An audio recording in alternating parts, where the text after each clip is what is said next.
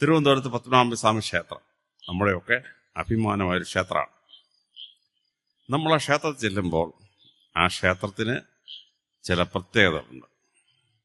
വിഷുവിൻ്റെ അന്ന് രാവിലെ ആ ക്ഷേത്രത്തിൻ്റെ മേൽക്കൂരയിൽ നിന്ന് ഒരു പ്രകാശരശ്മി നേരെ വന്ന് പത്മനാഭസ്വാമിയുടെ വലത്തെ കാലിന് വലത്തെ തള്ളവിരലിൽ മുട്ടി നിൽക്കും. സൂര്യഭഗവാൻ പത്മനാഭസ്വാമിയെ വണങ്ങുന്നു എന്ന് ശാസ്ത്രം.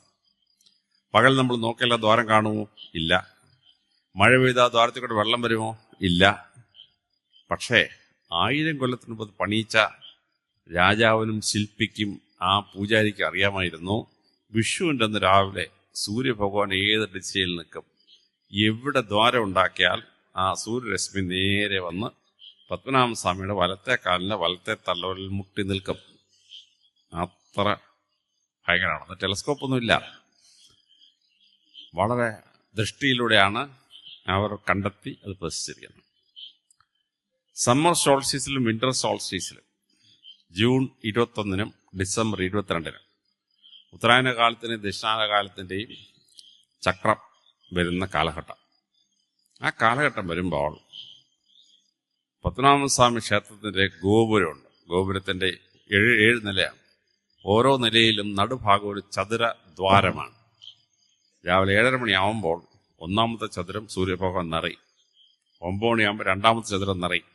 അങ്ങനെ സൂര്യഭഗവാൻ എല്ലാ ചതുരവും കയറി നിറഞ്ഞിട്ട് സൂര്യഭഗവാൻ അങ്ങ് പോകും.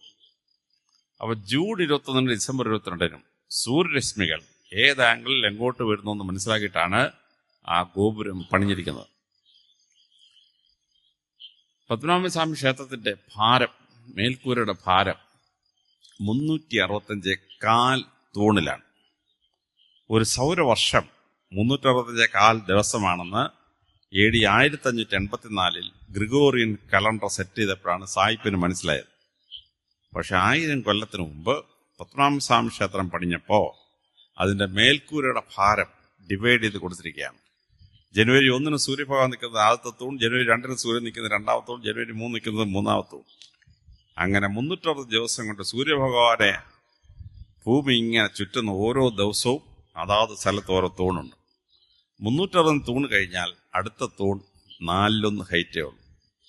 365 കാൽ. ഈ കാൽ തൂൺ ഉപയോഗിച്ചിട്ടാണ് ലീപ്പ് ഇയർ കാൽക്കുലേറ്റ് ചെയ്തിട്ട് അഡ്ജസ്റ്റ് ചെയ്ത് പോകുന്നു.